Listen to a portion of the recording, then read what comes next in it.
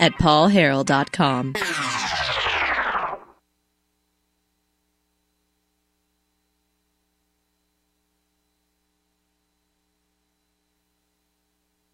Paul Harrell, weekdays from 4 to 6. Learn more at paulharrell.com. Back to the program. Thanks so much for being with us. My name is Paul. Hey, I want to welcome to the program. First time being on the program, we have State Representative Kim Hendren is on the line. Mr. State Representative, thanks so much for taking time to talk with us today. Well, hello, Paul. Good to talk to you. Yes, sir. Now, you are from House District 92. Is that correct? That's correct. So, go ahead and, if you don't mind, where geographically is that, or what are the boundaries of that, so you can give people across the state an idea? Well, we've talked about northwest Arkansas frequently, and of course, I've been involved, as you know, in politics up here since 1978. Whenever I took out the only Republican at that time in the Arkansas Senate as a Democrat, a conservative Democrat.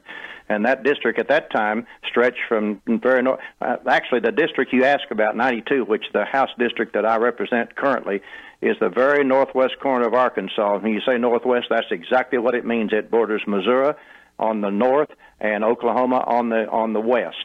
So it's a very northwest corner. Includes Sulphur Springs, Maysville, Gravette, Decatur, and a bit of Hiawassee, and it's very extreme northwest Arkansas. The reason I wanted to have you on, and I really appreciate it, is because you have been in Little Rock and you have served for a long time. You've seen a whole lot, and I just wanted to ask you a few questions just about the process, about what's been going on, maybe this past session.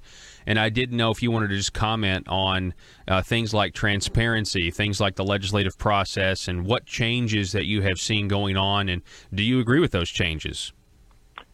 Paul, probably the best thing for you to just ask me specific questions, which I think is really helpful because you know what people are inquiring about and interested in, because usually I just go on and on and on. But the answer to your first question is yes, things are changing since 1978 and 79. Then, as you probably know, I was a candidate, a conservative alternative in the Democratic primary for governor in 1982 against Bill Clinton. I kid about that sometimes. I said if I'd been married to Hillary, I'd have beat that, but I'd have won that race, but I don't think it would have been worth it. Now, Bill and Hillary are both good friends of mine, and so was Jim Guy Tucker, who was in that race, Schwartz-Loos, and Joe Purcell. But a lot of history there, and seen a lot of things happen in Arkansas. And I guess to specifically answer your question, I am concerned because I believe what I've seen since 1978 is Arkansas is becoming more, the legislature is becoming more and more like the foolishness that's going on in Washington, D.C., which is just, it's a shame, and it's not helpful for America. Specifically in the House, I'll give you some specific questions. So in the House this last time, there was a rule change on how you select committees and that whole process, and now the Speaker of the House, now the current Speaker, Jeremy Gillum or whoever the next speaker is going to be, has a lot more power, and you guys don't really have the seniority that you used to. Do you agree with that? No, absolutely, I do not. I tried to get that rule changed this last time. I've served under two speakers, I guess. Shane Broadway, when I was a Democrat in a long time ago, and 1990, whenever it was, and Shane Broadway, a good friend of mine, was a good speaker in my opinion. Since that time, when I went back after being term limited out of the Senate, I went back as a Republican to the House, and I've served under Speaker Gillum for 2 terms now. And that's happened. The Republicans never controlled the House till the last 4 years or 6 years, with the first speaker and then the subsequent Gillum. And so this last session, there was a rule change brought by the speaker that he appoints all committees, all chairmen, and all vice chairmen. And I don't agree with that. I think that's wrong. I have told the speaker that personally. And at that time, when I told him that a couple of years ago, I guess 3.5 years ago now, is that I said that's not even what the Republican Party, of which you and I both belong to now, and I believe in parties because that gives you better democracy, and I think they mean something. And it really bothers me, for instance, when a person runs as a Democrat or a Republican, and then after they get elected in the general election, they change parties. That really bothers me. I didn't do that whenever I changed, but the Democrats, matter of fact, kicked me out of the party because I'd been supporting some of my Republican friends, kinfolks. And I understand that, but then I ran as an independent. I didn't jump over and carpetbag in my term in another person's primary. So What's happened is it's all consolidated. And I just say this, Paul, and your listeners need to understand. I hope they'll understand this. We've got 135 members in that legislature down there, and I got up to number 5 in the Senate after I served there about 16 years or 14 years or whatever. Doesn't make that much difference. Some people would say far too long. But my opinion of it is and has been and will be in the future. No member down there ought to get 2 bites at the apple before the one with the least seniority, the last one in there, gets the first bite. And that's what's going on over and over and over again, and it ought to be stopped. And the only people that can stop it are the voters of the state of Arkansas, and they will stop it if they know what's going on. I guess the state party had a convention a couple of weeks ago, they had a meeting, and they proposed a resolution saying, hey, and it passed, we want the rate.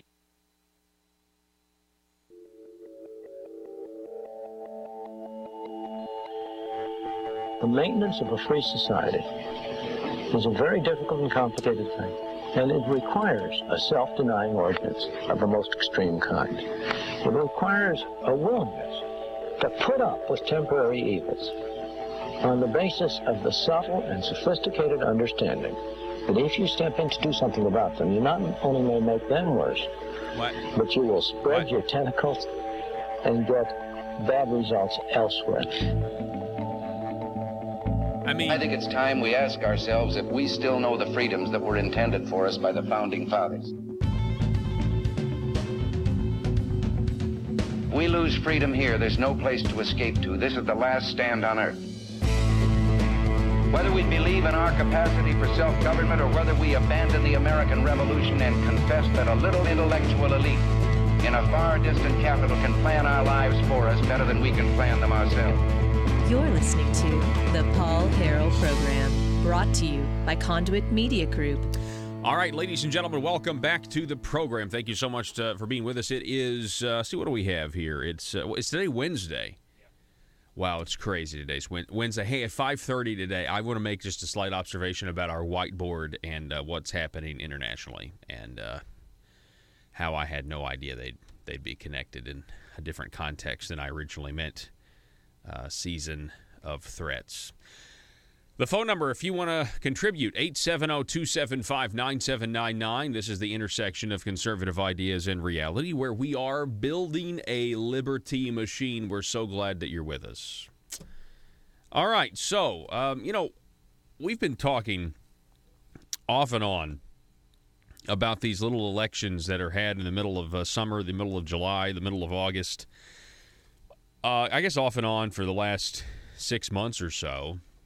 We certainly brought you the news that State Representative James Sturch is responsible for walking out on special election reform right after he voted for it. He walked out to make sure that it failed. Very, very strange. Special elections have been had all over the state, Washington counties. Let's see, we have one in Pulaski last night. You have Highland with one. Let's get to it's been happening everywhere. Cities taxing people in the middle of the summer in the dead heat, trying to get more money out of the population, counting on the lower voter turnout. I want to be perfectly clear with you.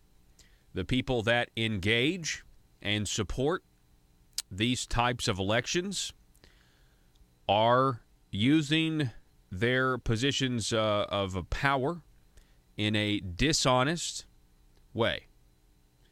I'll stop short of calling them dishonest, but I do not see how you can support the current, let me say, if I was in that position, there's just no way I would be able to support that without me admitting to myself that I'm being dishonest and I'm manipulating the voters to get what I want, to increase the chances of getting what I want.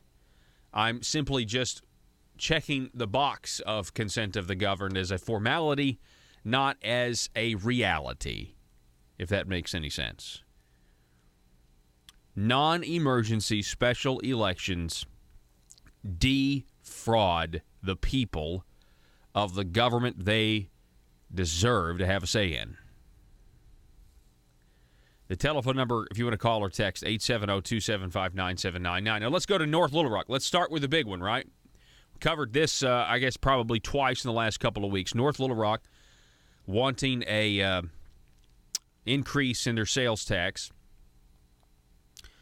59% voted yes.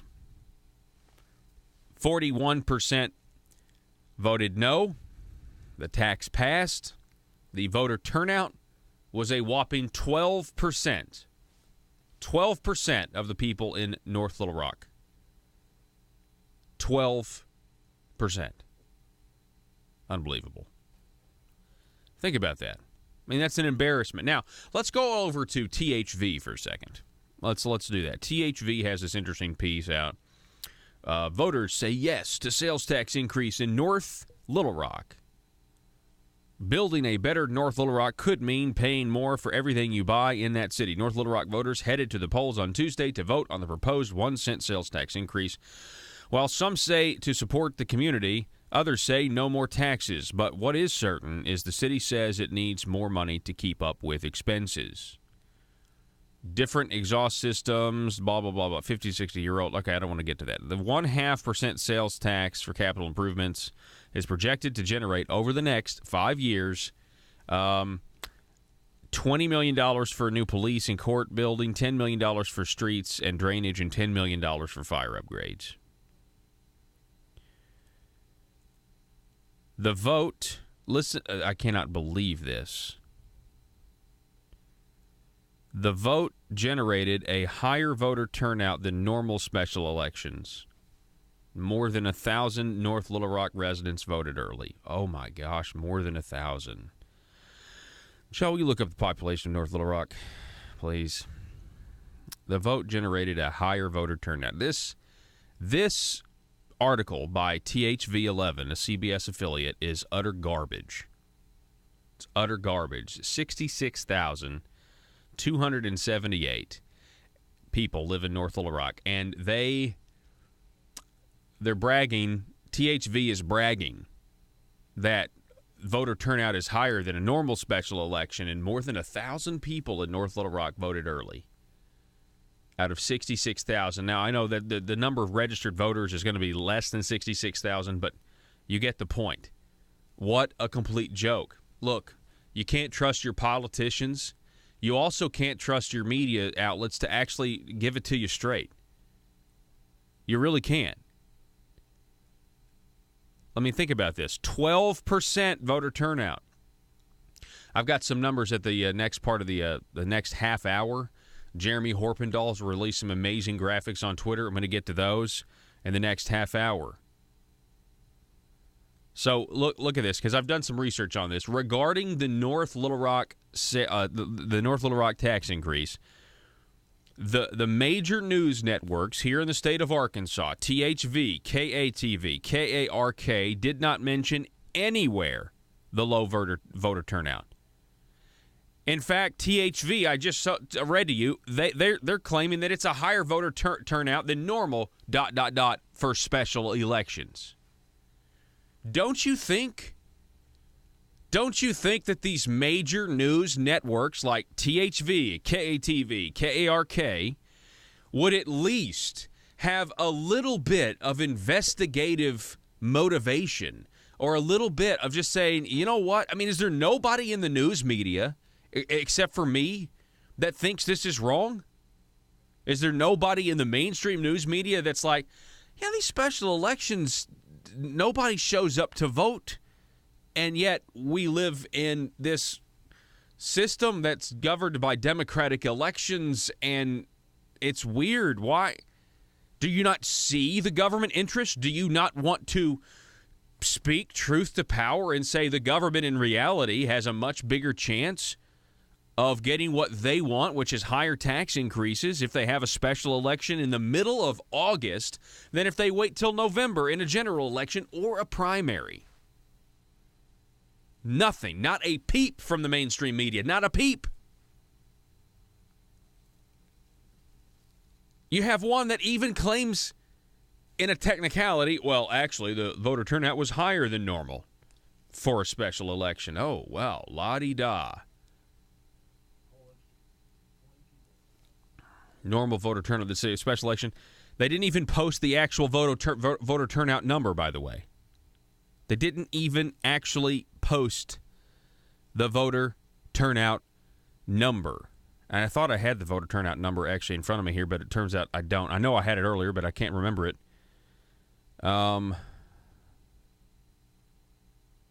Yeah, we'll find that. We'll give it to you after the break here. You've got the Arkansas Democrat Gazette, their headline, Voters Back Sales Tax Increase. You got that one going on. Hang on one second. Then we have 44 events. So the mayor of North Little Rock had 44 events to push the tax increase. Right? We have... ask yourself this question. 44 events, the mayor of North Little Rock. Let's talk about him for a second. Mayor of North Little Rock, 44 events to pass the tax increase.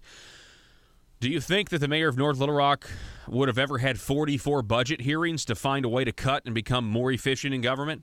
No. 44 publicity stunts, 44 moments to get out there and try to figure out a way to motivate people to go and vote other people paying more money. They actually mentioned the voter turnout of 12%, and they say that it's less than the election 2011. Okay, so the Arkansas Democrat Gazette, they do mention that the voter turnout was 12%, and they mention that it was less than an election in 2011. We have, again, numbers that you're going to want to see or you're going to want to hear. You can go to paulharrell.com and watch the show, Facebook Live as well, YouTube. We have numbers you're going to want to see or hear. If you want to see them, though, they're going to be the next half hour. They've got these graphs. You're not going to believe it. I mean, it's really shocking. When you see it in graph form and you see what the voter turnout is across the state normally in a general election versus a special election, and then you see what the pass-fail rate is, and you compare them, and they're completely opposite, meaning when there's a special election, the chances of a tax increase passing go way, way, way up. And everybody in the municipal league and everybody who's in the city government, they know it. And the ones who are silent about it, the ones, as a matter of fact, who think this is a good way to govern, I think you guys are embracing a dishonest system. I think you are robbing the people you claim to serve.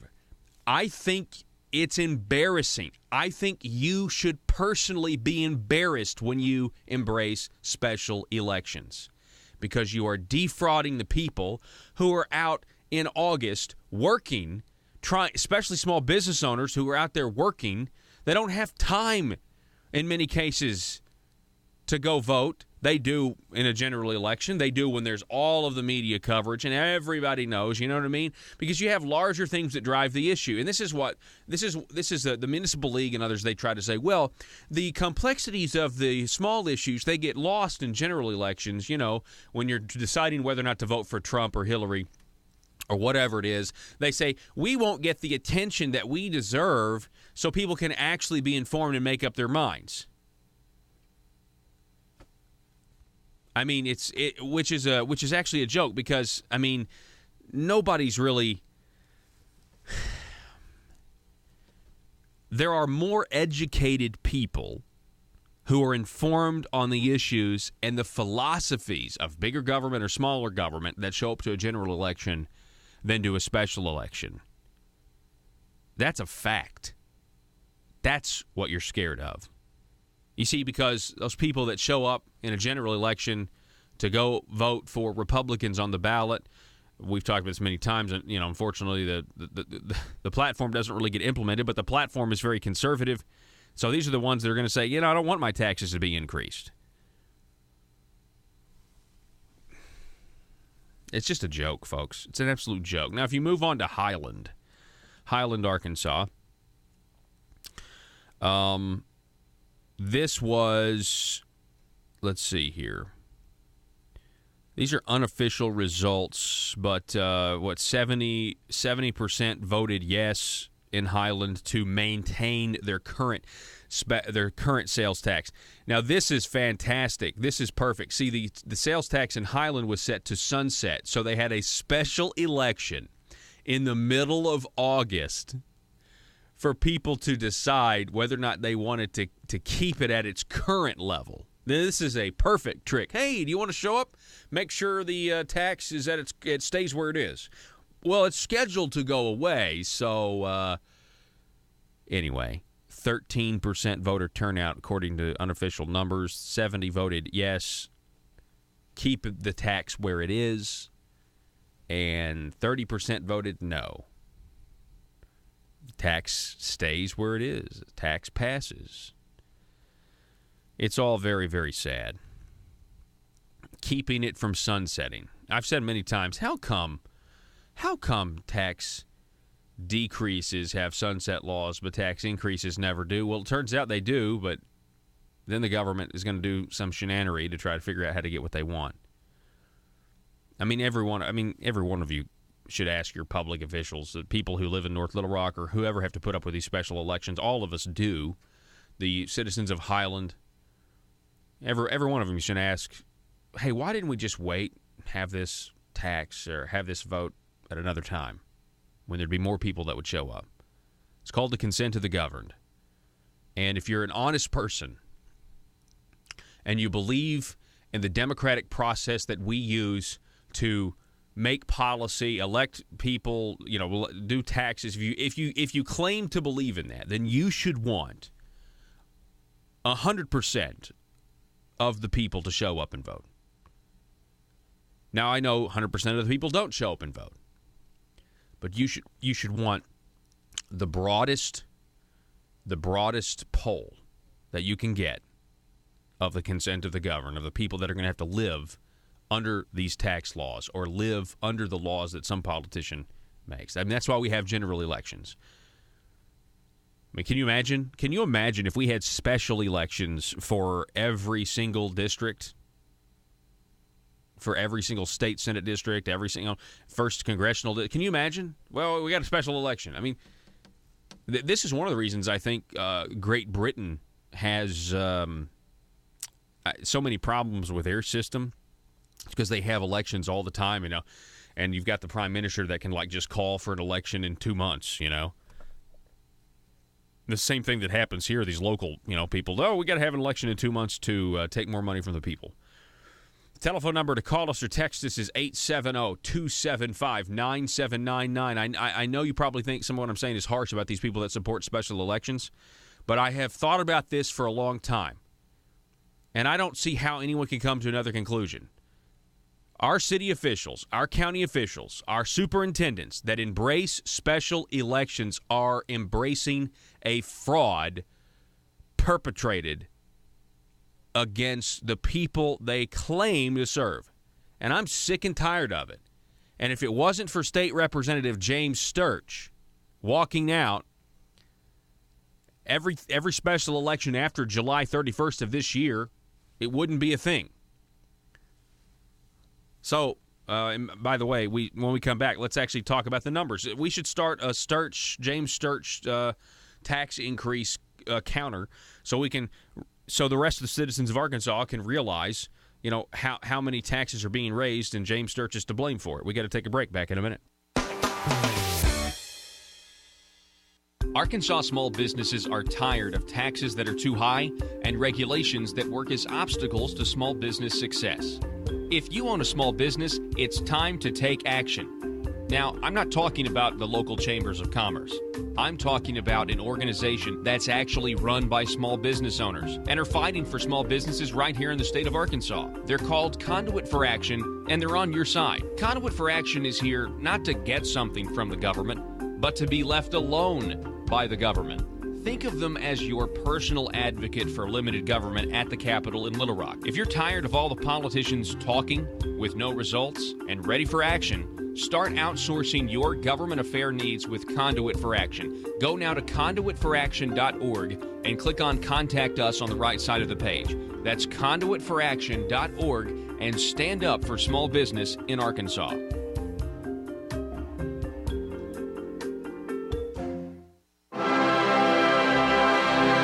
This is Mother Government. I come to the people of Arkansas with an important announcement. In disloyal circles, some are questioning the scope and size of government and telling the people government programs should not waste the labors of the people under the guise of taking care of them. This is a thought I must correct. People of Arkansas, you should not believe everything you hear unless it comes from a government source. Let me, Mother Government, set the record straight. You know you can trust me. After all, would your own mother lie to you? You should know, the brand new, terrific program known as Arkansas Works has nothing to do with the old, bad program known as the Obamacare private option. Arkansas Works is good. People who say otherwise are bad and are seeking to undermine my collective vision for progress. If these groups continue in their criticism, then you should question their party loyalty. Tell them to quit focusing on this single issue. And then, remind them Mother Government says the future of Arkansas depends on this single issue. In my next address, I will discuss the need to prepare your fellow citizens for the next round of revenue gathering that will be needed to continue funding my motherly goals. This message was brought to you by our partner, Aristocrats, serving Arkansas. Thank you for listening, and remember, from cradle to grave. PHP Parody.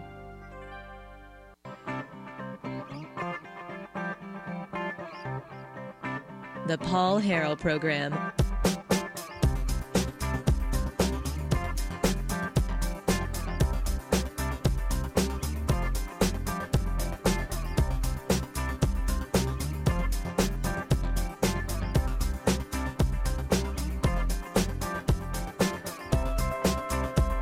All right, welcome back. All right, we have, let's just get to a count here. Let's go back to these numbers. According to KIT8.com, they're talking about Highland and the town of Highland. Let me see here. 1 second. Highland voters decide on sales tax. And in this, we figure out... 1 second. I want to know the exact number. What are we talking about here? How much money are we talking about? How much money is James Sturch responsible for walking out? The tax remains in place. The money will be used to help various departments. Truitt mentioned using it to perform maintenance on streets. Truitt, he said, even if the states the tax stays in place, they may have to add a maintenance fee to their so nothing is ever enough. Nothing's ever enough for even the small governments. Folks, the only reason I bring this up, yeah, okay, if you're going to raise your tax, do it at the local level, but get the most, first of all, get the best snapshot of the people and what they think. But also, folks, if limited government conservatism can't work here in Arkansas and our local towns, it's not going to work in Washington, D.C. It's not going to work down in Little Rock. You know, this is a big problem here when you think about it. It's a big problem. I see here $100,000. Okay. $100,000. The dollar amount since Sturch walked out and killed special election reform, we can thank the city of Highland. They now get $100,000 that they probably, according to statistics we're going to look at here in a minute, would not have gotten. Arkansas Online, the Arkansas Democrat Gazette, North Little Rock, is going to now have $16 million. Is that a year? Yeah. $16 million a year. It's now going to be taken from the citizens of North Little Rock that otherwise, in all probability, if you look at if you look at tax increases when they have them on the general election date, they, most of the time, fail. There's only a 45% pass rate for tax increases on local communities, counties, and cities when it's in a general election. I've got those numbers. We're going to talk about those when we come back. Dr. Jeremy Horpendahl from the Arkansas Center for Research and Economics out with some new graphics that were posted today on Twitter. We'll be talking with Dr. Horpendahl next Wednesday for the full hour, along with Jason Bundrick from the Arkansas Center for Research and Economics about Arkansas' spending problem that our Republican establishment politicians who are now in power constantly want to ignore. When we had to cut our budget back in an emergency fashion, they said that we didn't have a spending problem, we had a revenue problem. I think the mayors of North Little Rock and the people in power in Highland would also agree that they have a revenue problem. They don't have a spending problem, and I beg to differ. Back in a minute.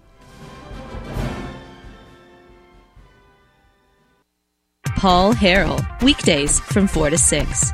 Learn more at paulharrell.com. Ratio of the House of Representatives down in Little Rock. We want each committee to reflect that ratio as close as we can get it. And then, of course, the speaker in the paper, I would just say, according to the quotes that I read, he seemed dismissive of the state party trying to have a say over what the rules of the House are. Did you read that article?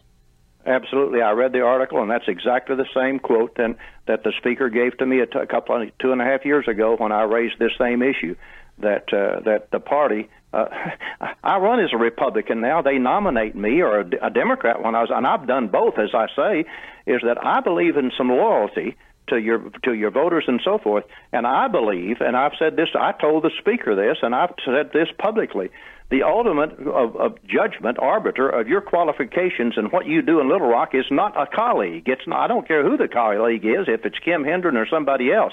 The ultimate arbiter are the voters who either put you in there or take you out.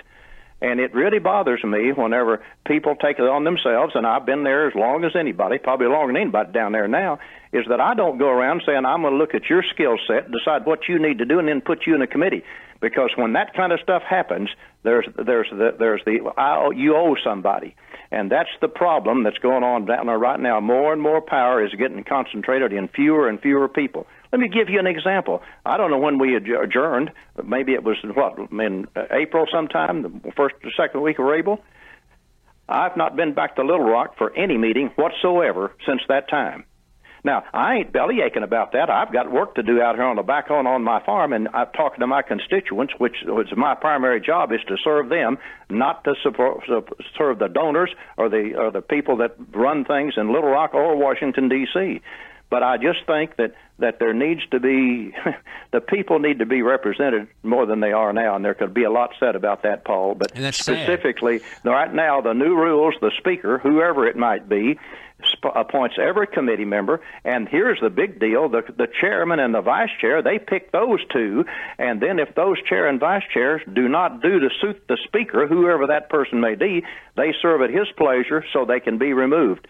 And some of our speakers recently have gone into rooms, I've told, into committee rooms, because it wasn't going to suit them, and they threatened to remove the chairman because of that. That's just foolishness as far as I'm concerned, and I don't think it's constitutional, and I don't think it's a good politics. You did. When did you switch to when did you switch to the Republican Party? When I served my first term, as I said, as a Democrat, and it was an interesting deal. In 1978, there was only one Republican in the Arkansas Senate, Jim Caldwell from Benton County. I ran against him and beat him, and that made all 35 of us in the Arkansas Senate were Democrats, with Max Howell, Knox Nelson, Ben Allen, and those group running it. And Bill Wamson and Nick Wilson, those other names that you know. But anyway, and then in 4 years, I decided I ought to be governor, but I about the only one that thought that, and I ran in the Democratic primary against that bunch of guys that we talk about. Basically, it was three of us out there doing it, Bill Clinton, Jim Guy Tucker, and me. Joe Purcell wasn't able to get around that much, but he did get into a runoff, as you recall, with Bill. So after that, I went back trying to make an honest living again, and I served there for a long time. Well, when John Brown, I think it was, or Joe Yates, had succeeded me down there, and I could say a lot about how I think we as citizens ought to serve all the people, not special interests, I decided to challenge the incumbent, Joe Yates. Well, I went and filed in the Democratic primary to be a candidate. Want to go back and listen to previous shows? Apple users can subscribe to our podcast on iTunes. Don't have an Apple device? Head on over to paulharrell.com and click on Podcast. It's free and available 24/7 because the Liberty Machine never sleeps. Jeremy Horpendahl, the assistant professor of economics at the University of Central Arkansas, doing work for the Arkansas Center for Research in Economics down in Faulkner County. Arkansas local sales tax elections. Throw this up there real quick. By the way, while we're doing that, we're putting this up on the screen for you guys. I want to report that the city of North Little Rock, that had a 12% voter turnout in the special election where they raised taxes on people. There's a population of 67,000 people in North Little Rock, and the registered voters there are about 39,258. That's 12%. A total of 4,711 people voted, in yesterday's North Little Rock special election, 2,786 for, 1,925 against. The tax passes. Again, a total of 4,711 people, of registered voters of 39,258. That is pathetic. People who support this kind of system are supporting a version of soft tyranny that is disenfranchising people. And you're having a special election in the middle of August, and the truth is you don't want anybody to know about it. That's the truth. The media covers this because it would just be too ridiculous if they didn't. But the bottom line is, you guys don't want a general election when people will turn out and actually say, we don't want to give you any more of our money. It's unbelievable. All right, so look over here at the screen, though. So Arkansas has the third highest combined state and local sales tax rate in the nation. And the fact is, our soft tyranny system of special elections is a good reason why. Since 1981, this is all up on the graph at paulharrell.com or Facebook Live or YouTube. Since 1981, Arkansas's local governments have had the option to add on local sales tax by popular election. Okay? Since 1981, $7.4 million total estimated cost of special elections. So just on the special elections, okay, on the special elections from 1981 to 2016, that's about $200,000 a year we're spending on average on having these special elections when we could just lump them in on the ballot in a general election or a primary. 73 of Arkansas's 75 counties have local sales taxes, and 300 cities have local sales taxes. But look at the low voter turnout. Do you see those numbers? This should be embarrassing to every superintendent that goes along with this situation.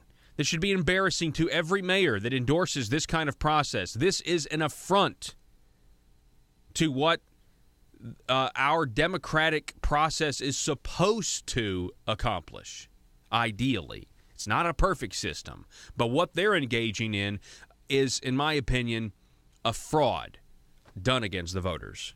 Low voter turnout and high pass rates. That's what we have. That's what this system is. You promote low voter turnout and high pass rates of tax increases if you support this.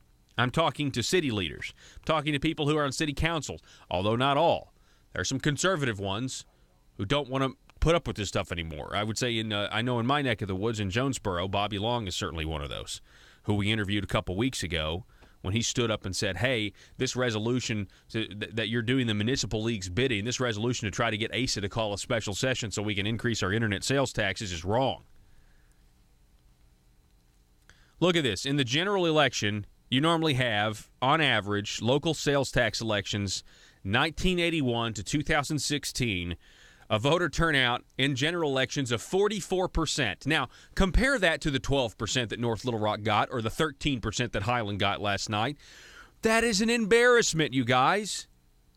It's an embarrassment. Now, the municipal league people, they'll try to turn it on you and say, well, you should care more about your democracy. No, you're at work earning the money and paying taxes that make their salaries possible. So if any one of those elected officials say that to you, you need to remind them that, you know what, I don't work for you. I go to work for myself, and then the money that you take from me is what makes your salary possible. So you just need to check yourself, okay? You can do it congenially and respectfully, but there's a politicians, when they're in tight spots, they always want to know, why does it feel like it's us versus them, meaning the politicians versus the voters? Well, it's because of your mentality of thinking that your position and job is somehow more valuable than the other people who are out there working and paying taxes and being productive. You need to realize the best quality that a government official can have, and there are great government employees, and there are things the government needs to do, but the best mentality of a government official is one that realizes that he exists as a net negative, that he is a taker away from private industry, right? And when it comes to what's the more important thing, who in the equation is producing something, it's very rarely government. And there's only a few examples I can think of, and on the top of my head it would be military. And the military is one of our most efficient branches of government. Do you know why? Because it's not about spending other people's money on imaginary things. And I know the liberals are going to be really mad because of the defense budget. But in terms of the military, if you are inefficient in the military, you tend to lose your life. So the stakes are way, way, way, way up. Yeah, we're using other people's money, but if you're inefficient, those mistakes cost people their lives. So, yeah, anyway. 44% voter turnout in general elections, 26% voter turnout in primaries. But look at the average. Look at the average from 1981 to 2016 of voter turnout of 19%. 19%. Again, these statistics should be absolutely embarrassing to any decent person in a position of power especially, but something tells me that they won't be. Something tells me that these statistics will maybe even bring a smile to some of the people who take their cues from the municipal league. Oh, this is a good system right here. This ensures that we always get to take more money from the people, and they're going to reward us for our bad budgeting. Now, this is what really makes me mad, though, because if you see the voter turnout from 81 to 2016, general, primary, special, the graphs below it are the complete opposite. In a general election, this is ridiculous. In a general election where there's an average voter turnout from 81 to 2016 of 44%, there's a 45% pass rate on those tax increases. So, in a general election, tax increases in Arkansas will pass 45% of the time. Now, that's not great. I wish that number was lower, but gosh, that feels like a win. Doesn't that feel like a win to you? Doesn't it feel like a win? Don't you, conservatives, you just feel that one right in your gut. You're just like, yeah, if they do it in a transparent way where more people show up, there's more of us that want to keep our money than there are of them that want to take from the producers. Don't you feel that? That's good right there. 45% fail rate. I'm sorry, 45% pass rate, meaning, we're looking at a 55% fail rate. That's fantastic. I'll take those odds. Better than a coin toss. So, then we creep on up to the primary. Well, in a primary, which averages 26% voter turnout, their pass rate goes up to 56%. So, you see, municipal league people, you could still try to have these special election little things on the primary, Now, maybe that's not a good thing because, see, Arkansas becoming a Republican state is kind of a new thing. And I got a feeling, 56% is still not that good, though. I mean, 56% of the time still leaves some time where, conservatives are going to have a win. So what do? They have the special election, again, which averages 19% voter turnout, and from 81 to 2016, a 77% pass rate. 3/4 of the time. More than 3/4 of the time they have a special election. Your mayor, your city council, your superintendents get exactly what they want, which is more money from people, from you, the voters, and many of the time, the people they're going to take that money from didn't make it to the polls. Now, we could lay blame wherever we want, but for you to be a leader and be okay with that, the people that you're going to take money from didn't get to have a say. Well, not because, they were working or whatever. Who cares what the reason is? The fact is, this is the data. You guys are okay with that. Mayors, county officials, JPs, superintendents. You intend to raise taxes as many times as you can. That's how you get your name. Telephone number is 870-275-9799. Let's keep going here. Just a little here on this graph. Voter turnout in special elections is less than half that of general elections, but sales tax increases are much more likely to pass in special elections. Statistical analysis by Dr. Jeremy Horpendahl shows that turnout has an independent effect on the outcome, even within special elections. Higher turnout increases the share of no votes. Look at these graphs here. This is fantastic. You can look at these graphs over at paulharrell.com. Watch the show for free.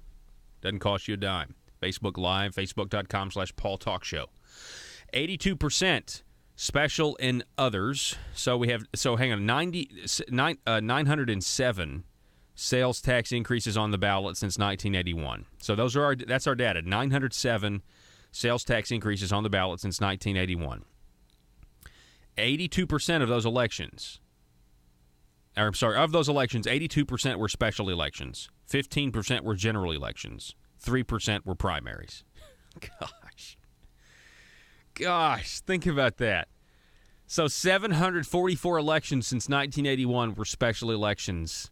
And of those 744, they had a 77% pass rate. 15%, 136 elections, 15% out of the 907 since 1981 were general elections that have a 45% pass rate. And then 3% were primary, which is 27 elections.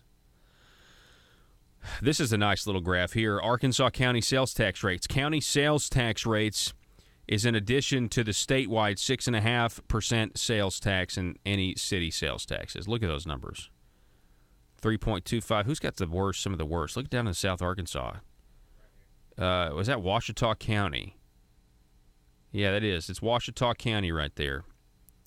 Ouachita County is the darkest one on the map with county sales tax. That's a 3.25 to 3.49%. Wow, that's a high county. Actually, no, the darkest one is Cleveland County. That's the darkest one. Gosh, when it comes to sales tax, this graph is goes green to black. Do you think that's black or purple? Any dark purple, green to dark purple. You guys should check this out. We have it up here on the paulharrell.com. We're going to see, what is it? We need to take a break yet? No, we don't. Okay, let's go over to the next one. So this is, again, over at uca.edu, Arkansas Center for Research and Economics. This is Dr. Jeremy Horpendahl's article on all this. Sales tax, special election voter turnout. Arkansas has the third highest combined state and local sales tax rate in the nation. How did this happen? Research we are conducting at the Arkansas Center for Research and Economics suggests that part of the reason is that many counties and cities have elected to increase their own sales tax rates. Since 1981, local governments in Arkansas have had the right to hold local option sales tax elections. But our research also reveals that 82% of local option sales tax elections are held outside of general or primary elections. Sales tax increases in special elections have a much higher chance of passing, and voter turnout is very low in these elections. The Arkansas legislature is currently considering a bill that would move most special elections to either general or primary elections. SB 723 is designed to increase the voter turnout by requiring special elections, such as sales tax elections, to be held at the same time as primary or general election.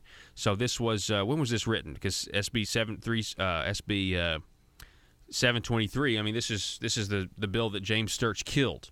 So March 16th. Okay, so yeah, this is an older article back during the session, but I mean it's still relevant today because North Little Rock, with 12% voter turnout, just took other people's money. For years that have had no primary or general, the bill also prescribes two specific dates on which these elections may be held. Under current law, cities and counties have a great deal of discretion as to when the election can be held. Yeah, like, I don't know, the Tuesday after a 4th of July weekend. That sounds like a great time to have a special election. Starting last summer, Jeremy Horpendahl writes, I began collecting data on sales tax elections in Arkansas along with one of my students at UCA, Alex Tatum. She and I have been able to locate data on over 900 sales tax elections in Arkansas going back to 1981. The first year local governments could hold these elections. We believe this is very close to the complete set of data. It's the data we just went over. Of the over 900 elections, we found 82% were held outside general or primary elections, and that these special elections had very low turnout, only about 19%. But the number of the sales tax increases approved in special elections was extremely high, about 77%. This contrasts with sales tax elections held during general, which were about 15% of the total. Only a small number of sales tax elections, 3%, were held during primaries. During general elections, voter turnout was much higher, 44%. That is more than double the 19% turnout in special elections, and the number of tax increases that passed was much lower in general elections, with a pass rate of around 45%. We also tried to provide some estimates of the cost of holding special elections, specifically for sales tax increases. This data was hard to find, but using data we found from a few large and small counties and cities, we estimate that all special sales tax elections since 1981 have cost a cumulative $7.4 million in inflation-adjusted dollars. That is an average of $200,000 per year. Keep in mind, though, that this is not simply the price of democracy. That is money that could be completely saved if sales tax elections were held to coincide with other elections, such as general or primary elections. In summary, based on our research, we predict that this bill would increase voter turnout, decrease sales taxes over the long run, and save local governments much-needed revenue by having fewer elections. If the bill does not become law, local governments will continue to have the discretion to set election dates as they have since they were given the right to hold sales tax elections in 1981. Why were they given that right? To make the local guys the bad guys, in my opinion, number one. Number two, thanks a lot, James Sturch. You walked out on special election reform. And many people say, Paul, why do you focus so much on James Sturch? Well, let me tell you why. Because he's not just one state representative from one small district in Independence County. No, not anymore. Him walking out on that and walking out on his people, but he's now costing and contributing to everybody else in the state having to put up with these special elections. James Sturch is responsible for your taxes going up. That's what I'm trying to tell you. 870-275-9799. The Liberty Machine rolls on. Back in a minute. Whether you're looking for a small desktop copier and printer, thinking about adding color to your documents, or considering a document management solution, Total Document Solutions is there to help. In business for decades, Total Document Solutions is an independently owned company that specializes in the ability to provide a high level of service in Northwest Arkansas, the Arkansas River Valley, Southwest Missouri, and Southeast Kansas as an exclusive Platinum Authorized Sales Agent for the Xerox Corporation. At Total Document Solutions, they offer customers technology services to improve business results. Their dedicated sales team has the unmatched industry knowledge, professionalism, and expertise needed to address the unique challenges of your business. Total Document Solutions is independent, local, and well-connected to serve your office products and document needs. Call them today at 479-575-0770. That's 479-575-0770 for your Total Document Solutions.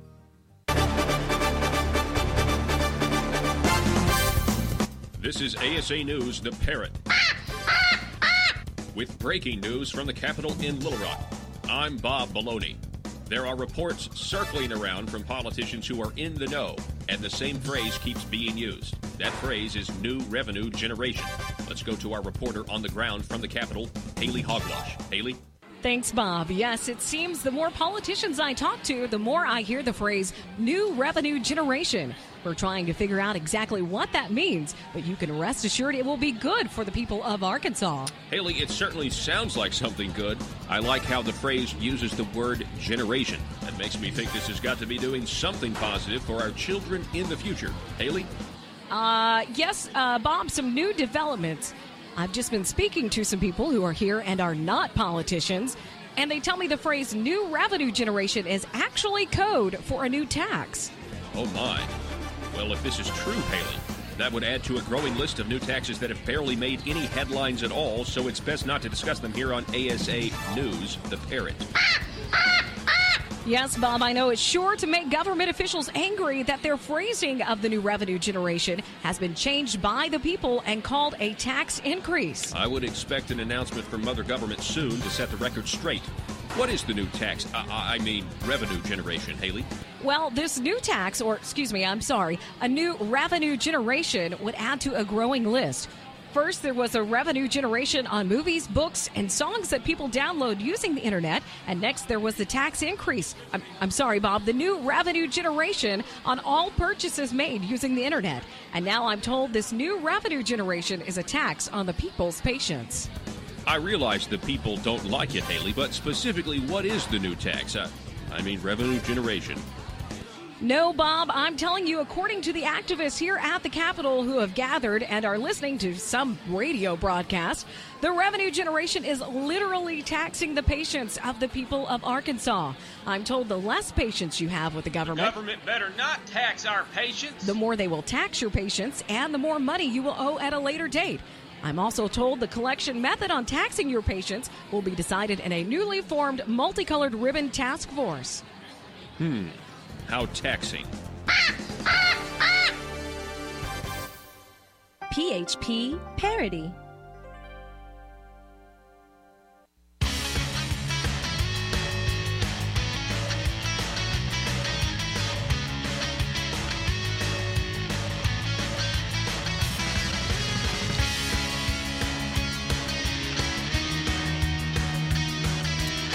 Interesting stuff on Twitter that happened earlier today between this was a tweet started by David Ray.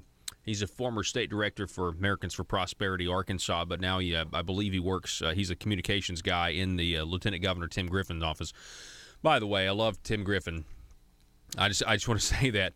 People say, Paul, you do nothing but heap hate on Asa. Well, I just think it's a policy disagreement. I mean, I don't think he's a conservative. But I think the lieutenant governor's doing a great job, and I think that he is, he's willing to go out and advocate for conservatism. And when he does, the liberal media in Arkansas actually criticizes him. I mean, think about that. The liberal media can't stand Donald Trump. Everything that Donald Trump does, they hate, right? And they characterize everything he does in an unfair manner. They don't report accurately on it. But here in Arkansas, the media loves Asa. What's wrong with that picture? They're both Republicans. Now, I know there are different brands of Republicans, obviously. But anyway, I know we're running out of time. So here's the tweet. David Ray posting about North Little Rock succeeding in their tax hike by holding an early August special election. We wonder why our sales tax rate is so high. Former State Representative Nate Bell writes, if only someone had tried to stop them, which he's referring to himself because he's run bills trying to do this. Then we have Kenny Wallace posting the Sturch Lurch, the video from, is that from Conduit Media? Is that the video? It's YouTube. I think it's a Conduit Media YouTube video, how James Sturch kills special election reform. And then Senator Linda Collins Smith says, some of us try to stop non-emergency special election tax increases. Former State Representative Nate Bell writing, I tried every cycle when Arkansas legislature when in the Arkansas legislature and devoted 2015 session to HB 1422. Then he mentions former State Representative Nate Bell mentioning James Sturch. At Sturch for Senate walked out this year, or it would be law today. Linda Collins Smith writing, exactly, frustration showing, working hard to protect people. And I mentioned in a lot of these tweets, AFP Arkansas is mentioned as well. Listen to this is the big tweet, though. Listen to this, because this is very interesting, and I think this is I think this is correct. Former State Representative Nate Bell. Every tax increase via special election in Arkansas after July 31st, 2017 rests squarely on the shoulders of James Sturch. He chose to hide. That's right. Now, him choosing to hide, former State Representative Nate Bell is referencing what we are now affectionately referring to on this program as the Sturch Lurch. He needed to lurch out, and then he needed to walk back in. He killed the bill, folks. We got one more hour coming your way next. Telephone number to call us or text is 870-275-9799. Hey, I have some hate mail. I got that. Somebody disagrees with my take on the special election. If they'll give me their name and county, and write back if they'll give me their name and county, which they may have already, I don't know, then I'll read it to you. One more hour coming your way next.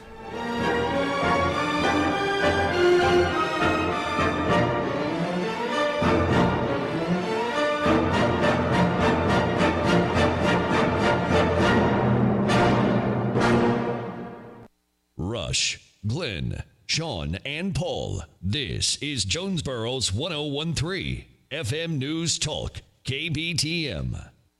Paul Harrell, weekdays from 4 to 6. Learn more at paulharrell.com. Against Yates, who was a Republican. Well, what happened is some of the people up here in Northwest Democrats, they had a loyalty oath then, and they decided they don't want Hendren running for that, so they filed a grievance. They had a big hearing for me in Conway, the Democratic Party of Arkansas, and kicked me off the ballot. Now, I'll say this, David Matthews and Gene Kelly and some other well-known Democrats in Arkansas said that was not a good thing to do, because I went down, didn't apologize to supporting my kinfolks, and my father-in-law helped me and so forth. But so I got kicked off the ballot as a Democrat. And here's the rest of the story. I came back to Benton County that night after in Conway they kicked me off, and I came back and filed as a Republican in the Republican primary. Then I came home and told my wife, Mary Lee, I said, this is wrong to go in here and carpetbag after the Democrats had kicked me out to jump in the Republican primary this late. So I called the Republicans, and I said, withdraw my name. That's wrong. I'll run as an independent, which I did. I got the signatures and ran as an independent. Didn't win. I got 40-something% of the vote. Didn't win at that time. Might have been a difference in Arkansas politics. An interesting thing about that, the Republicans gave my filing fee back. Still ain't got it back from the Democrats yet. Hey, that's a good... I don't know if it'll be coming in the mail anytime soon. We're talking with State Representative Kim Hendren from Arkansas State Rep District 92. The reason I asked you when you switched to Republicans, I'm just curious. You know, I now know why, but what do you think it means to be a Republican from a policy standpoint? And from a policy standpoint, does it feel like Republicans have this massive majority that we have in Little Rock right now to you? Absolutely not, nor in Washington, D.C., and just outrageous. It's a shame, in my opinion, of what's going on. We've got some backseat Republicans in Washington that will not stand up for what's happening to our Republican, but I think duly elected president. Shame on us. Don't stand up. And you know the reason is, and I said this before, the longer you serve in either Little Rock or Washington, the more you want to stay, and the more you want to stay, the less you're going to say, because you may rock the boat, and so you may offend some big donor. And that really bothers me. It's just flat wrong, and it ought to be changed. But your specific answer to your question, you know what? As an old-timer, I'm 79 years old now, could run for one more term, but I think if I can find somebody that feels the same way I do with conservative values that mean something and represents the people and will speak up against these people that think they've been designated to decide everything in their life for us, then I won't do it. But what I believe right now is that the Republican Party, the Republican Party, that the Democrat Party that I was a part of in the 1978 was a lot more what Arkansas people was than either one of them is now, and that's a shame. That is just a shame, in my opinion. Wow, that is a shame. I want to talk real quick about committees and the process. I think that's a lot of Arkansans don't know. That's where Arkansas ideas, bills, conservative or liberal, go to live or die. Absolutely. And a lot of times there's not really a there's not really a record of it. I heard you, at least on one occasion this last session, urge recording of all committee votes. And I wonder if you could speak to that. Why do you think recording committee votes is a valuable thing? Because, and I hope, Paul, I hope you all are able to get this out to the people of Arkansas. They'll fix it if they know what's going on. In the House of Representatives, it takes 11 votes to pass a bill out of a committee that would do pass, unless somebody objects. And if there's, and I have seen in fact, I've seen it this past session. It really upset me is that I come to a meeting at 7 o'clock in the morning. By the time I get there, maybe 2 minutes after 7, walk in the room, hear them 4 or 5 members walking out of the room. They've done passed the bill out, do pass, and it can't be done but with less than 11 members. But they can do it if nobody objects. And to me, that's just that ought not happen, and it's happened over and over. And also on the floor this past session, and I objected to this.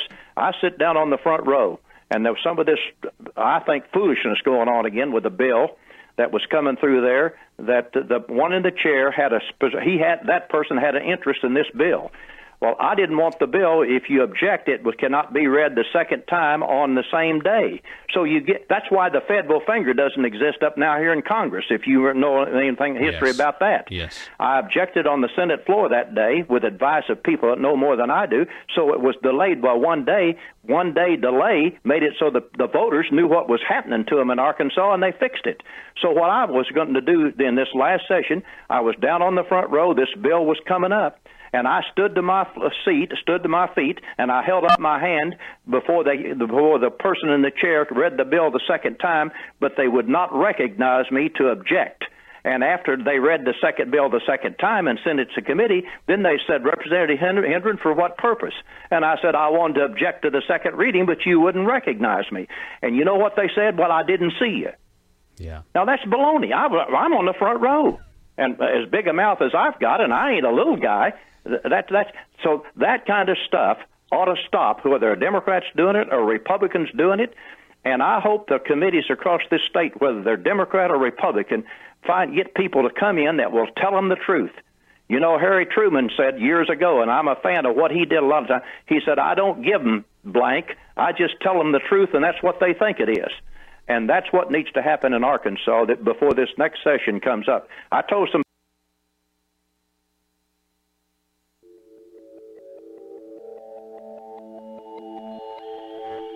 The maintenance of a free society is a very difficult and complicated thing, and it requires a self-denying ordinance of the most extreme kind. It requires a willingness to put up with temporary evils on the basis of the subtle and sophisticated understanding that if you step in to do something about them, you not only may make them worse, but you will spread your tentacles and get bad results elsewhere. I think it's time we ask ourselves if we still know the freedoms that were intended for us by the Founding Fathers. We lose freedom here, there's no place to escape to. This is the last stand on earth. Whether we believe in our capacity for self-government or whether we abandon the American Revolution and confess that a little intellectual elite in a far distant capital can plan our lives for us better than we can plan them ourselves.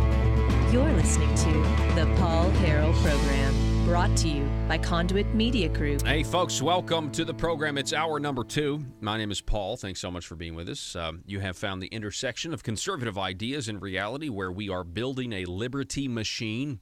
And one of the ways you can help us do that, you could buy our T-shirts at paulharrell.com, our Liberty Machine T-shirts. But you could also just call us or text us, 870-275-9799. Joining us now, I want to welcome back to the program a friend, a patriot, somebody who's fighting for liberty and smaller government. Mr. Tim Jacob is with us from ArkansasTermLimits.org. Tim, welcome back to the program. Thank you, Paul. Great to be here. I know that we were all disappointed when we were not able to restore the term limits last time and get it back on the ballot. I know you were disappointed as well, but this is about trying to get that back on the ballot and actually right or wrong that was done to the people of Arkansas in a deceptive way. And I'm just so glad that we're going to try to get this done again. Well, we are. There's people working all around the state, and they've been doing it for about 3 months now, and they're getting petitions on they're getting signatures on petitions all over the state, but we don't really have that much of a presence in Northeast Arkansas yet. We are going to be in Northeast Arkansas, in Jonesboro, tomorrow night. Me and a couple other volunteers around the state are going to be meeting with any interested people, and I encourage everybody in your listening audience, if you're interested in the issue of term limits, term limiting our legislature like it used to be, like it was for 22 years. If you're interested, please come to the Western Sizzlin at 2405 Highland Drive tomorrow night. That's Thursday, August 10th at 6:30 to 8 p.m. We're going to be explaining the amendment. We're going to be trying to organize for a volunteer campaign so we can get this back on the ballot so the people of Arkansas have the right to vote what they have voted in 2 landslide elections before, and that we can restore term limits to the state legislature. I'm so glad that you're doing this, and I know we do have listeners in Northeast Arkansas, and that we have a great listening base here. And so Folks, I mean, this is something that was done to us, and we the people need to respond because, I mean, quite frankly, the reason they increased their term limits was Senator John Woods, who's now been indicted for a different potential crime. And I feel like it is a crime. I feel like what John Woods did in the legislature and what the legislature did by putting issue 3 of 2015 on the ballot, which claimed that they were setting term limits when in reality they increased term limits. I feel like that's a deception, and I feel like the people of Arkansas have got to respond and undo what they've done. That's right. The Arkansas Democrat Gazette called it manifest fraud. There was a Hendricks poll that was done right before the election in 2014, and it said 65% of the Arkansas voters were going to support the ethics amendment, and then they were told that it also doubled politicians' terms in the legislature. That support dropped to 30% at that point. The problem was we didn't have a person at each polling place explaining the deception of the amendment. You're exactly right. I mean, I talked to people back, who just got through voting and, or who were looking over at a mock voting card and they said, voted for that. That was the term limits bill. That's got to be good. And people were coming up to me, who know me personally and know what I do. They were coming up and saying, yeah, you got to be a fan of this. And I had to and that's when I knew we had lost. That's when I knew it was going to pass. Right. Because I said, that they've won, that their deceptive language won. And, Tim, and I'd love to get you to respond to this. We're talking with Tim Jacob. It's ArkansasTermLimits.org. There was a proposed constitutional amendment this last time in the Arkansas General Assembly that would have required constitutional amendments that are submitted to the people to be up for review with the Attorney General. Just like you guys, because this is kind of unfair. You guys can't put a deceptive title and get it through, nor would I think you wanted to, because it's a popular issue, but yet the legislature can put a deceptive title on, and it can't be reviewed by the Attorney General and be forced to change. That's exactly right. It's not an even playing field. They can put it on the ballot with a voice vote. They can use the word reform. Citizens cannot even use the word reform in their amendment. The Attorney General, and the Attorney General should overlook our amendments. They should make sure that the ballot title is not deceptive. But with legislative amendments, the courts have said that they have the power to write their own ballot title. And it has been a tragedy for the voters of Arkansas when they do that. Mm-hmm. Yeah, and I want to point out that was Senator Linda Collins Smith's idea to try to reform that aspect of it, so people won't be deceived anymore by their own representatives. So Tim, you can go to ArkansasTermLimits.org, and I want to remind everybody, tomorrow night, if you're in the Northeast Arkansas area in Jonesboro, the Western Sizzlin' from 6:30 to 8 p.m. Tim, you're gonna be there, right? I am going to be there with several other volunteers. We're just going to talk about the issue, but we're also going to try to encourage other people to get involved. This has got to be a grassroots effort. And I want to tell you a little, just a statistic that I've come to be aware of. Guess what the percentage of term limits proposals have been done by the average citizen, the average voter? The percentage you're talking about when it has been proposed by the average voter. That percentage is 100%. And there's been hundreds of them. There's also been hundreds of attempts to water down term limits, to get rid of term limits. And guess what the percentage is there of those being proposed by the average voter? Zero. Zero. It's zero because the legislature, government officials, the self-serving have always tried to do away with what is obviously the people's will. Mm-hmm. This same proposal, or very similar proposal, has won in 2 landslide elections in our state. In 1992, it was the greatest yes vote in Arkansas history. In 2004, when the legislature tried to double their term, 75 out of 75 counties said no to the legislature. They know what we feel about on this issue. They know what our voice is. They know what our will is, but they refuse to accept the voters' will. And we're just asking the legislature to respect voters and respect the vote. Mm-hmm. We want to get this back on the ballot, give the voters of Arkansas just a fair chance to vote for it. Yeah, exactly. We have now listeners in Northeast Arkansas, Mountain Home, Stuttgart, Russellville, and now our newest affiliate, KFPW, out of Fort Smith. And so I see that if you go to arkansastermlimits.org, Tim, you can click on petition, and there's a way to download the petition, and you've got 3 easy steps here. So can you just tell us some of the guidelines? Because I know sometimes it can kind of get tricky as far as signatures being thrown out and things like that. There may be volunteers out there in our audience right now that want to do this or take this, to their church or their civic group and get signatures. So talk a little bit about that. Well, when you go to our website, which is arkansastermlimits.org, you can download the petition. You can give your information, and we can contact you if you'd like to volunteer. And I encourage you, if you've ever gotten involved in a political position or political issue before, this is a great one to do. It's nonpartisan. You can sign up as a volunteer, and you can also donate to the cause. And we encourage everybody to do that.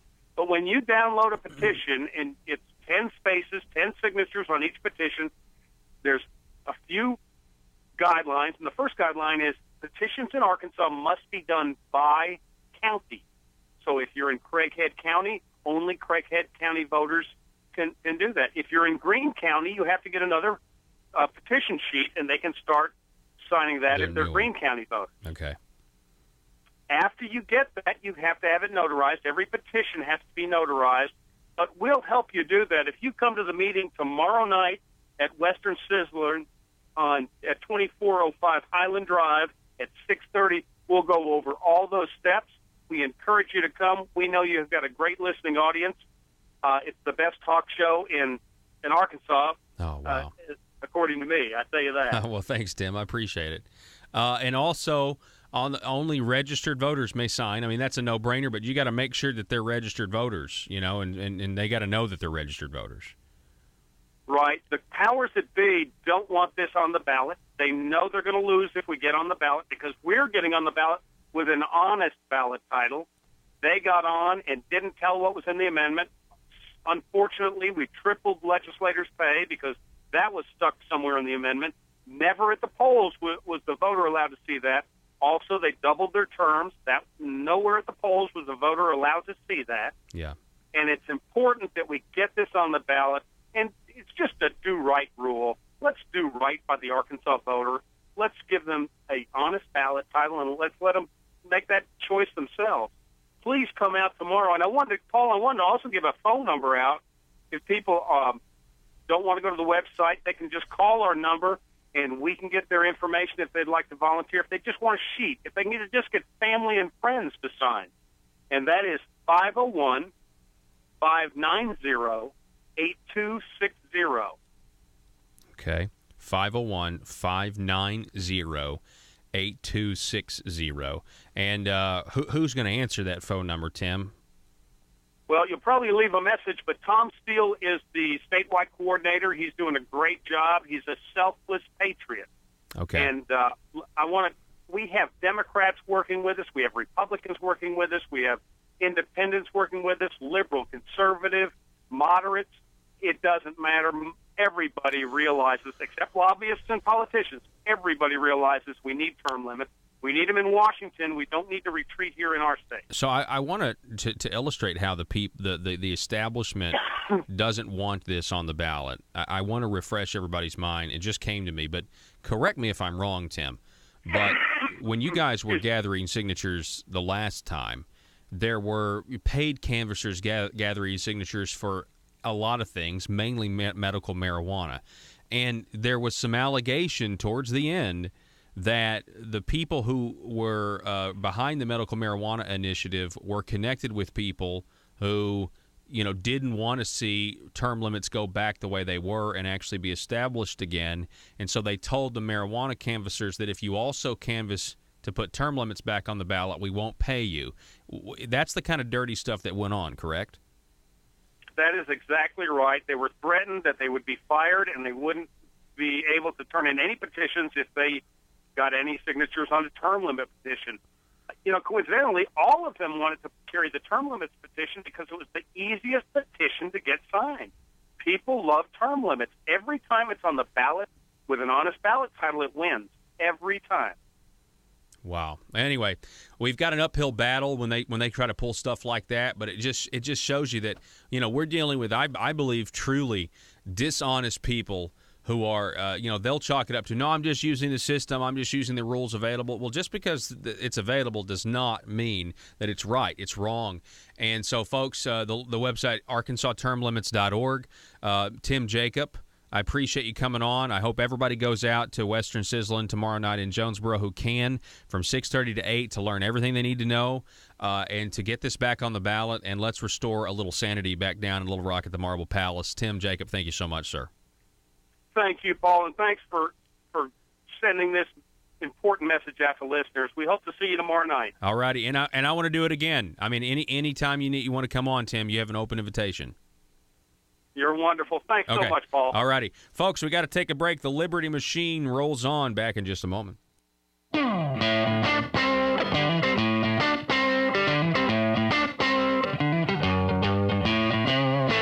iTex is your first choice for cost-effective IT services. Protecting your business means protecting your data. Are you tired of unpredictable and expensive spikes in IT spending? Using iTex will prevent downtime and loss of employee productivity and do it all with an affordable, predictable budget. iTex is the premier managed service provider for small and medium businesses. They help their clients put IT to work to earn your business more money, and you should contact them today for a free consultation. 870-336-9778. That's 870-336-9778 or itexusa.com.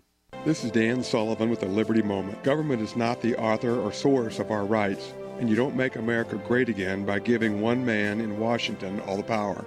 You make America great again by recovering a constitutional republic where Washington is populated by people who are servant leaders who want to return power to the people and communities. Because what makes America great again in this country are its Rotary clubs, small businesses, churches, schools, fire departments, and little leagues across this land. God bless the people who hear this truth. Senator Ben Sasse. Paid for by Sullivan for Arkansas. Arkansas small businesses are tired of taxes that are too high and regulations that work as obstacles to small business success. If you own a small business, it's time to take action. Now, I'm not talking about the local chambers of commerce. I'm talking about an organization that's actually run by small business owners and are fighting for small businesses right here in the state of Arkansas. They're called Conduit for Action, and they're on your side. Conduit for Action is here not to get something from the government, but to be left alone by the government. Think of them as your personal advocate for limited government at the Capitol in Little Rock. If you're tired of all the politicians talking with no results and ready for action, start outsourcing your government affair needs with Conduit for Action. Go now to conduitforaction.org and click on Contact Us on the right side of the page. That's conduitforaction.org, and stand up for small business in Arkansas.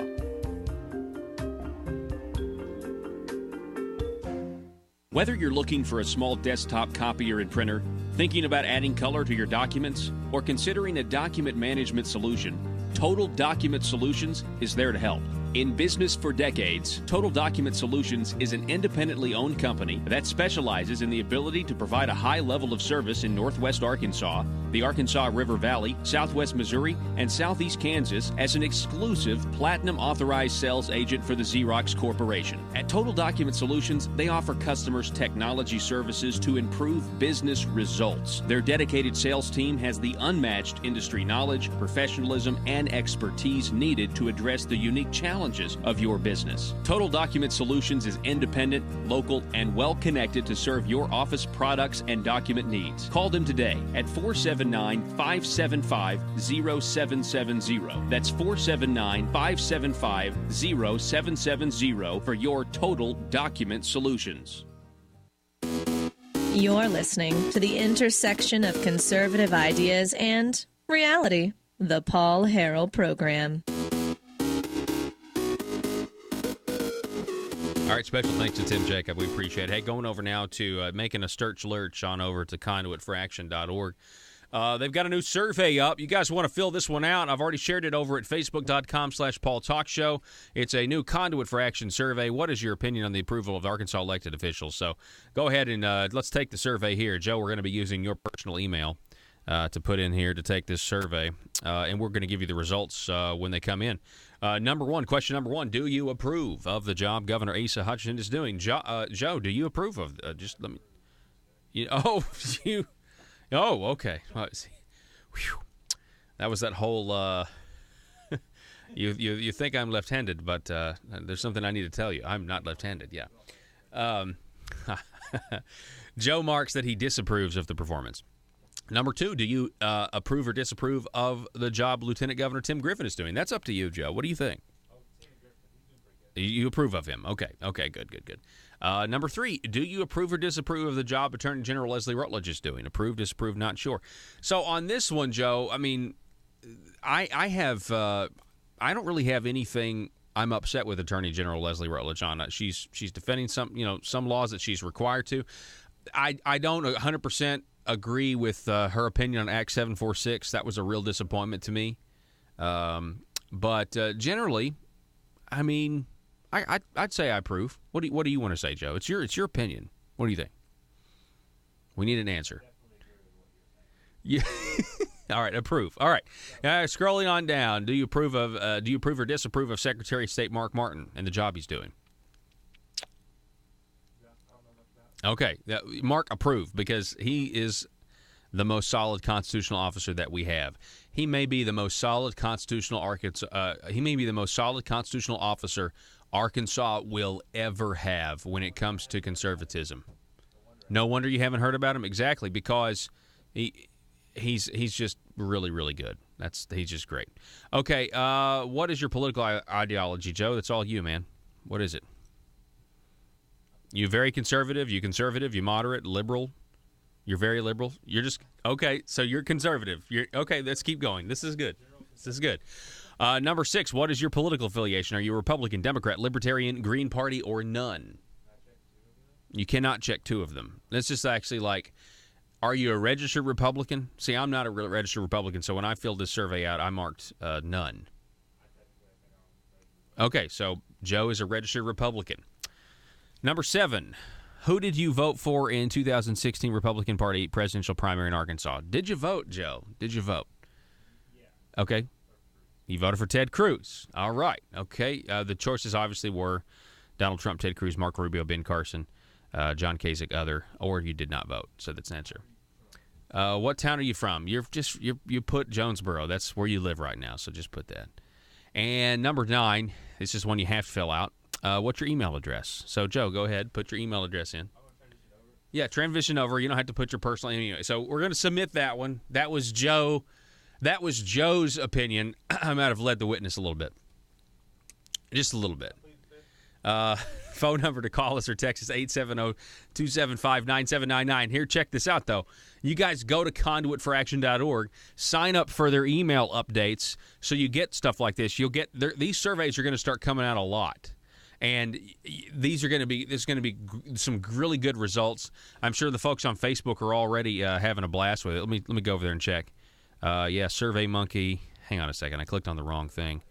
Let me see if we got some updated comments on all this, because this might be actually really fun to read here. Hang on a second. Still, I'm not reading. I got some hate text messages from a person who disagreed with my opinion on special elections. I said I'd read it to you if they would just give me their name and their county. Gave me the county. County was White County in Searcy, but the name that they gave me was, let's just say, something I can't read on the air. So I just don't think that qualifies. That's because that's not his real name or her real name. It's ridiculous. Yeah. All right. Let's see here. What else are we going to do? Man, I tell you what's had a lot of comments on it is the article, Conduit for Action article, Representative James Sturch about the Southside Batesville dispute there, sabotaging his own hometown. That's got a lot of comments on it. Entertaining. All righty, folks, we're up against a hard break. We have one more half-hour segment ready for you, and we're going to talk a little bit about Guam, North Korea, Donald Trump, and this whiteboard behind me that has a completely different context now than it did when we put it up on Monday. Back in a minute.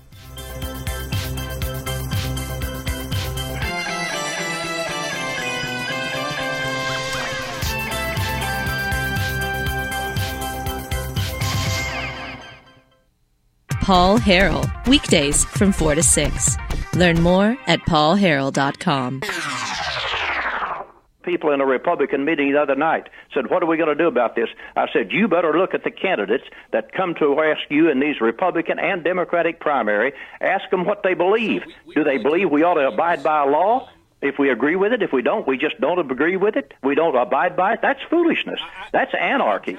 And I tell you, when you send, and you ought to ask the candidates when you go to these committee meetings and you vote in the primary, Democrat or Republican, do you believe that the guy who's been there the longest with number one seniority ought to get ought to be chairman of this, chairman of that, chairman of something else before number 100 or number 35 in the Senate gets a choice to do anything? To me, that is wrong, and there ought to be leadership in the Senate and the House that stops that. There is some more of that in the Senate, and I tried to get to go that way, but the House, they've got a Rules Committee in the House that needs to be thrown away. Mm-hmm. Because what happened, the Speaker appoints every member on that Rules Committee. He appoints the chairman. That rule, then any bill that comes up, he assigns it to the Rules Committee, and they do whatever he tells them to do. That's why we've got this law, this rule, that the Republican Party of the state of Arkansas just said that we ought not have it. And the unfortunate thing is, it was said in the paper that you quoted a while ago, well, we don't go by what the parties think. We do it ourselves in the House. Yeah. It is unfortunate. Okay, last question. We're talking with State Representative Kim Hendren. Why don't you give him somebody else's name based on what I've said? General improvement funds. We now really don't have them the way we used to because we've had legislators ensnared, and taking kickbacks and things like that. What are your thoughts on general improvement funds? What happened and versus where we are today? Because I know the governor seems to have a lot more discretion over where this money is going now. What a shame. It's another shame. The little guys getting a little littler, the insiders, the big guys, the donors, the insiders, the big guys, the chairman, and the big shots are getting bigger. And I know a little bit about General Improvement Fund. Like I said, I've probably been down there now in the legislature longer than anybody down there, because simply at 80 years old, that's what happens to you. But I'm telling you, I have seen this in the Senate for 14 years and in the House for 6 or 8. I guarantee you is that the local legislators know where that money ought to go better than the people in Little Rock. And now what's happened is it goes into one general fund that's done Little Rock, and guess who the committee is that backs up the governor, whoever the governor may be, when they decide to portion out that money now? It's the insiders again, the chair and vice chairman of Legislative Council, the chair and vice chairman, I think, of Budget or Audit. That's another bunch of insiders where number 35 and number 100 has nothing to say about it. It's a shame. It's going to hurt our local fire departments. It's going to hurt the local museums. It's going to hurt local things because the local guys are more accountable than the ones in Little Rock. And now I know what these guys allegedly did. What they did do was wrong. They ought to go to jail for stuff like that. And that's what. But are you telling me we haven't got any crooks in Little Rock or Washington, D.C.? I don't believe that. I don't think they're all in Gravette. Yeah, and to your point, the people on that committee, those vice chair and chairman, they get that way by the Speaker of the House now. And so it really kind of does go back to the insiders, and it's very elite. And I'll give you the last word, sir. The only people that can fix this are the people and voters of the state of Arkansas, and I believe it. I've seen it for 40 years now. They will fix it if they know. But if they don't know, and that's the problem, what you don't know can hurt you, and is hurting us, in my opinion, in the state, in both parties, Republican and Democrat. State Representative Thank you, Paul. Kim Hendren, I appreciate it, sir. Be safe. Thank you so much for the time. Thanks. Bye. Okay. Folks, great interview there. We really appreciate that. We're going to go to break. The Liberty Machine roll. Business in Arkansas.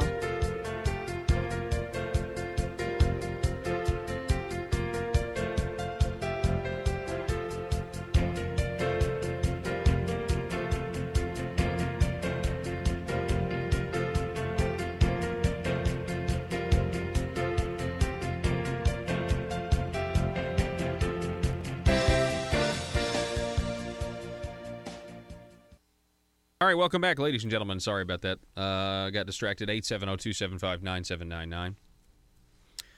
870-275-9799. Okay, so Donald Trump. Let's get this audio. You've heard it a million times. But I just want to remind everybody what happened. So our whiteboard in the studio this week says Season of Threats. This was designed to communicate that we're entering in Arkansas politics a season of threats where people who are nervous that the political establishment of the Republican Party, people who are in power, are going to, take losses in primaries, or you've got county committee officers who are speaking out against the what I think is failed leadership of people in Little Rock. And there's a lot of people getting very nervous. More and more people are listening to this program. More and more people are getting the information that's on this program. They're telling their friends. We're having an effect on them. And so it got me thinking this weekend, we're entering a season of threats with Arkansas politics, which is really not uncommon if you know the history of Arkansas politics. Somebody texted me a couple of days ago and asked me if I've ever feared for my safety by being so honest about what's going on. And, there's been times I've certainly thought about it. I do value walking, but obviously I don't value it enough because I still do the broadcast every day. And we do talk about stuff that it does expose a system that makes a lot of people a lot of money. And with a limited government, there'd be people making less of that money. But all that being said, the season of threats is from the political establishment that's going to threaten all kinds of stuff. And this was also inspired by Senator Jim Hendren's tweet demanding to know the donors of Conduit for Action, demanding to know the donors of Arkansas Americans for Prosperity, demanding to know the donors of Family Council. And, I told him on Twitter, I said, look, privacy's for citizens and transparency's for government. And they don't seem to like that very much. But I just want you to know it's amazing that we have Republicans now who are apparently acknowledging that they disagree with the Citizens United case. We have Republicans now in Arkansas, when it suits them, that would love to have a list of people who are contributing to political groups that are producing scorecards they disagree with. And that list will be used for only one thing, and that is politically motivated reprisals. That is what they are now advocating for. They want to know who's donating so that they can figure out where to squeeze. And I'll tell you something, folks. You need look no further than private option. I mean, when they passed Medicaid expansion in Arkansas, people were threatened. People were offered bribes. Business licenses were threatened to be pulled. Or at least the rumor was. And folks, honestly, there's people that will talk to me off the record about what really went down, but they won't actually come forward. So it's really all just rumor and speculation that I can tell you, where people were pulled into offices and people had, look, when Charlotte Douglas did go on the record and she said that before you run for office, you need to know your price, and then she had to have a long conversation with her family about they may squeeze, they may try to come after my family or whatever. You know what I'm saying? Let me just say that idea, please don't think that it's crazy. Please don't think that that's being sensational, because I know of stories of this happening back in 2013. We are entering a season of threats. Now, I wrote that whiteboard like I do every week, a new whiteboard in the studio for those of you that watch and listen, or listen and also watch at paulharrell.com. I wrote that whiteboard on Monday, and then on Tuesday, Donald Trump says this about North Korea. North Korea best not make any more threats to the United States. They will be met with fire and fury like the world has never seen. He has been very threatening, beyond a normal statement. And as I said, they will be met with fire, fury, and frankly, power, the likes of which this world has never seen before. Thank you. All right. Thank you. Yeah, so I'm not a person that believes in coincidence by default. And it's actually really hard to do, because if we're honest with this, the one thing about Western civilization is that we like to. Well, let me just say this. 100 years ago, everybody believed, for example, that Earth was sandwiched in between heaven and hell. You know what I mean? That's just what people believed. It's not so much the case anymore. That's just not a default.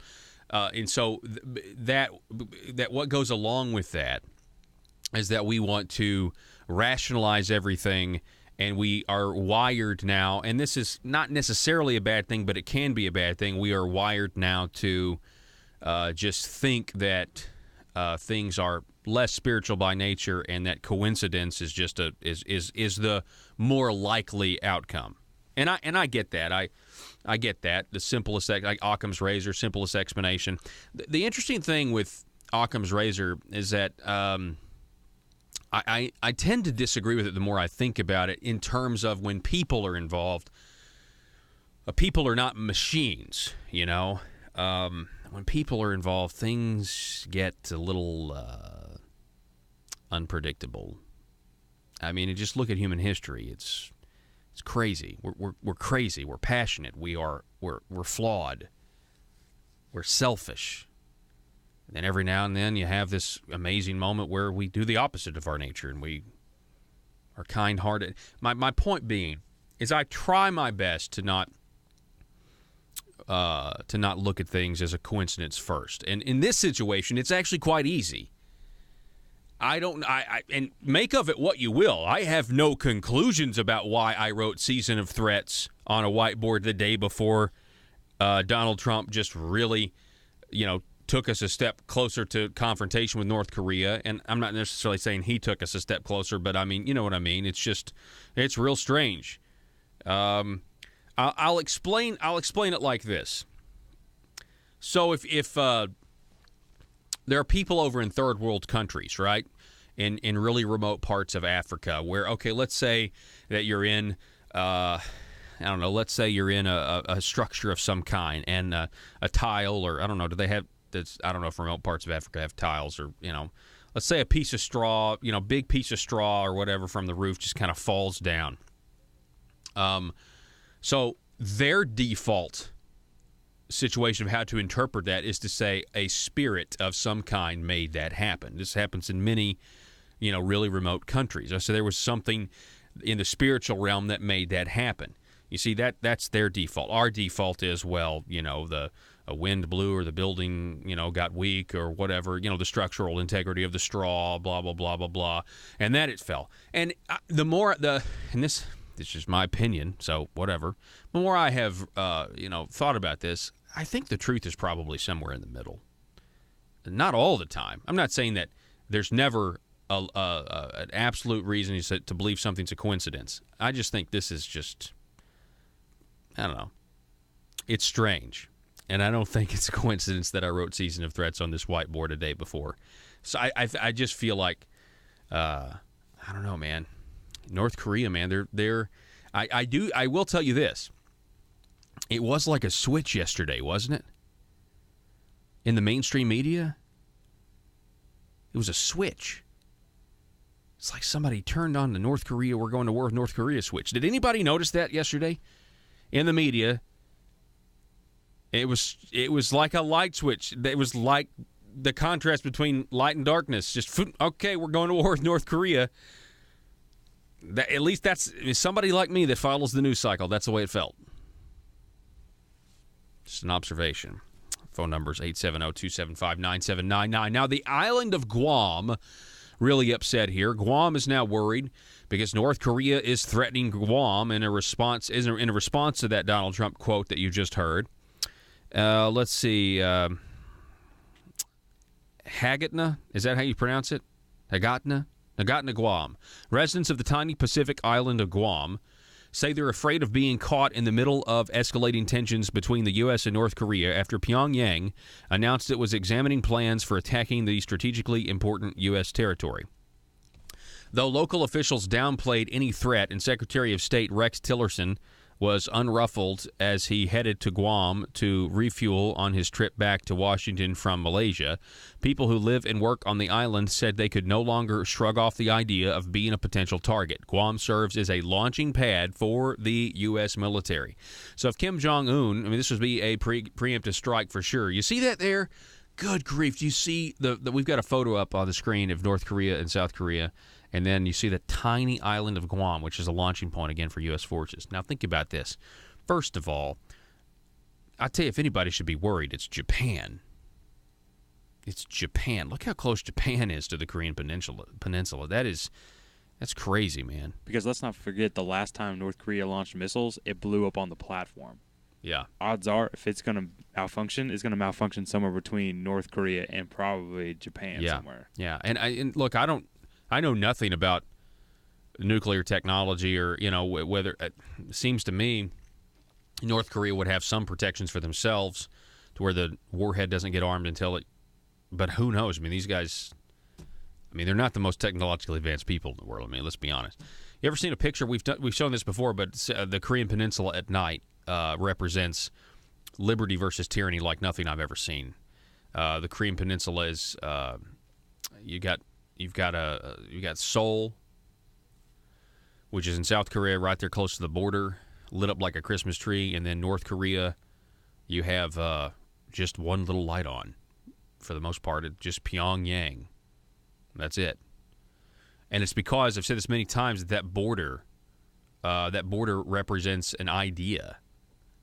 And that idea, one of those ideas is a merit-based system, a free market capitalism, those willing to pursue success. But it's not just Seoul that's lit up like a Christmas tree. Look at it. I mean, do you see that photo? It's like it's the entire southern part of the Korean Peninsula. And then there's that one little dot, Pyongyang. Folks, that line represents tyranny. There are people who are as close to hell on earth, I think, as you can get living in North Korea. It's a tragedy and brainwashed. I mean, if I'm not one of these guys that's like, hey, let's get on planes and go to war with North Korea. Every scenario, I mean, if you look at some of these scenarios about the amount of people that are going to die if we go to war with North Korea, it's staggering how many people are going to die. Yeah, look at the what is that called? Is that a heat picture? Yeah. So that's the heat censored photo or whatever. I can't remember what infrared photo. That's even more dramatic of the Korean Peninsula. That's amazing. Oh yeah. Look at that. Okay, you got a split screen here. 1992 Korean Peninsula, and look how much they've grown since 1992 in South Korea. Yeah, so 1992 to 2008, and then look at Pyongyang from 1992 to 2008. There's less lights on in North Korea than there was in 2000. That's incredible. If you look at it, Pyongyang, it's very small, but it's slightly smaller. Yeah, like Pyongyang is smaller. Itself. It's not just the light. See, because there's a few lights up in the north section of North Korea that may have come on from 92 to 2008. But if you look at but it's certainly smaller. Well, so I'm allowed to, because it's right in front of me. It's bigger, yeah. Well, since it's right in front of me, I can see things better. The 1992 in the very, very center, there's a small smidgen of red, which is red is the highest thing. Okay, well, I can see that sort of. If you look at 2008, there isn't even any red. Yeah, even in the middle. Yeah. Anyway, it's unbelievable when you think about it. So it got me thinking about Guam. And look, if you know anything about me, if you've been listening to this show from the beginning since 2009, if you know anything about this show, there's just no way I could ever have the word Guam mentioned on my show and not talk about the congressman from the great state of Georgia, Hank Capsize Johnson, who is so stupid and so dumb and should make every one of us pause because this guy continues to get reelected. This is actually makes me feel less hopeful for the future of this country when guys like Hank Capsize Johnson still get reelected from the state of Georgia. But he's famous in 2010 because he said this. This is a island that at its widest level is 12 miles from shore to shore, and at its smallest level or smallest location, it's 7 miles between one shore and the other. Is that correct? I don't have the exact dimensions, but to your point, sir, I think Guam is a small island. Hank Very Johnson, small he island came and prepared. about 24 miles, if I recall, long. Long. So 24 miles long, about 7 miles wide at its the least widest point place on the island, and about 12 miles wide on the widest part of the island. And I don't know how many square miles that is. Do you happen to know? I don't have that figure with me, sir. I can certainly supply it to you if you'd like. Yeah, my fear is that the whole island will become so overly populated that it will tip over and capsize. We don't anticipate that. Stop for a second. Guam this population, is the best part. I think. The best part of this is the general, or maybe that's an admiral, who is essentially, he's like, all right, I'm going to be respectful of this guy. He represents civilian government. He is representing somebody, although the people he's representing are probably, kind of, I mean, I feel sorry for them, or maybe he's the smartest one from amongst them. I don't know. But this is the best part, because he asks, all right, he's going to get tipped. We're going to tip over. And so what does the general do to try to make him feel better? He starts talking about the amount of people that they are going to place on the island, trying to reassure Hank Capsize Johnson. They're only going to put 8,000 more people on the island. So listen to the response of Admiral. Okay. Robert Willard. Okay, so he is an admiral. Okay, from 2010 again. His response is hilarious to me.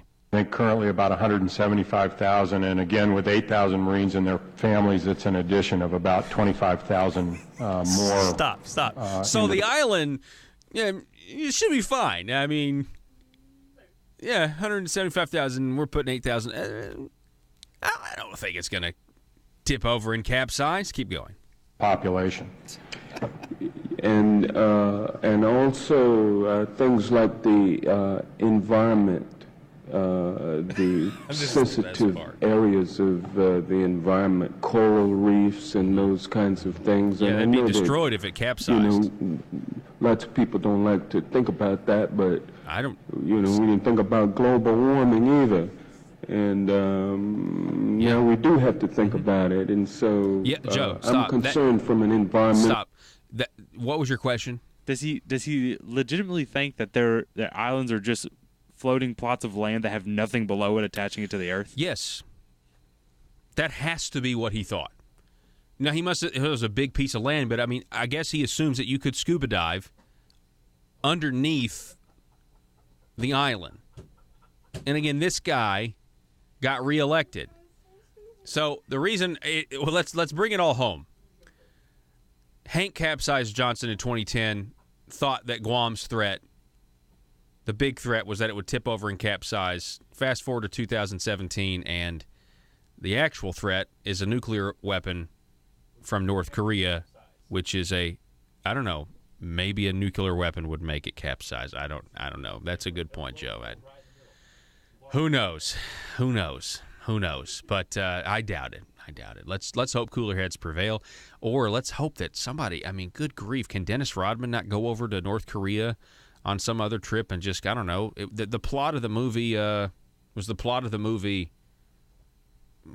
the Interview or whatever. I'm just saying, this guy's nuts, man. Kim Jong-un is crazy. We had to take a break. Back in a minute. iTex is your first choice for cost-effective IT services. Protecting your business means protecting your data. Are you tired of unpredictable and expensive spikes in IT spending? Using iTex will prevent downtime and loss of employee productivity and do it all with an affordable, predictable budget. iTex is the premier managed service provider for small and medium businesses. They help their clients put IT to work to earn your business more money, and you should contact them today for a free consultation. 870-336-9778. That's 870-336-9778 or itexusa.com. Do you need to advertise your business product or service, but not sure what the best choice is? Folks, allow me to introduce you to Talk Radio. You're listening to it right now. Talk radio is one of the most unique mediums in all of advertising because it actually works. It gets the information you want to the people you want to get it to. And by the way, those people are educated, well-informed decision makers of their household, and most of them have disposable income. If this is a target audience for your business, then you have to consider advertising on my show, The Paul Harrell Program. We have options for most any budget and can provide you with exciting opportunities to grow your business. We can put your message across the state, or we can help you locally.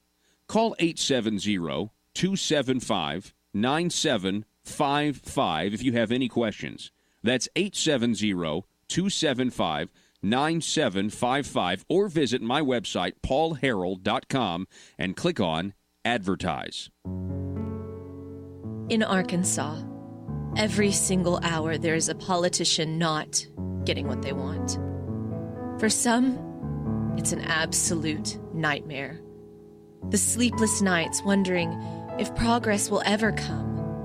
Lying awake pondering how to grow government in this political climate. Asking questions like, why don't my constituents want to pay a few cents more in taxes? Everyday politicians feel abused and neglected. These politicians are starving for power. They're hungry, confused, and they don't understand why no one seems to care. Will you be a patriot and commit today to help these poor, starved for power public officials? It's simple. All you have to do is commit to stay silent and never dissent or stand in the way of your politicians' rise to power. Never speak up or get engaged to stop the growth of government. By committing to these simple steps, you will ensure the life of your politician will be filled with contentment and the respect they are desperately seeking, as well as campaign contributions from lobbyists. This message brought to you by Aristocrats Serving Arkansas. PHP Parody.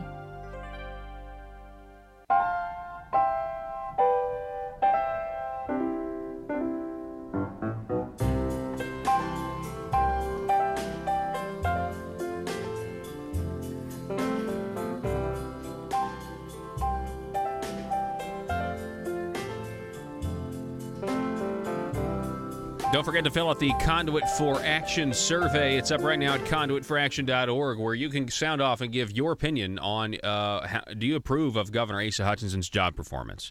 And they're going to ask you about other constitutional officers. You do have to put your email address in at the end of the survey, but just do it. I mean, this is a great avenue. You could be able to go ahead and tell people what you think, or have your opinion reflected in this poll, this survey over at conduitforaction.org.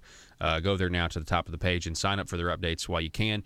Folks, if you want to help support the program, I got news for you. We're going to have some pretty big announcements coming in the next couple of weeks for ways for you to help us support the program and for us to give you more content in exchange for something.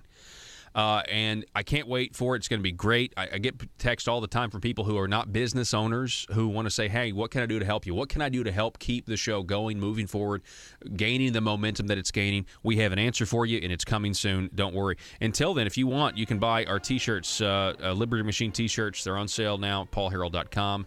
Paul Harrell, HARRELL.com. Click on store, and we have our Building a Liberty Machine T-shirt with some of our logos on it, and people are going to ask you, hey, what's this about? And then you tell them, and you say, I listen to this radio program, and I get information that I don't get other places. You should too. That's all the time we have for today. For our Mountain Talk 97 audience, KJMT, you guys have one more hour of the Paul Harrell program coming your way next. For the rest of you, Arkansas, be safe.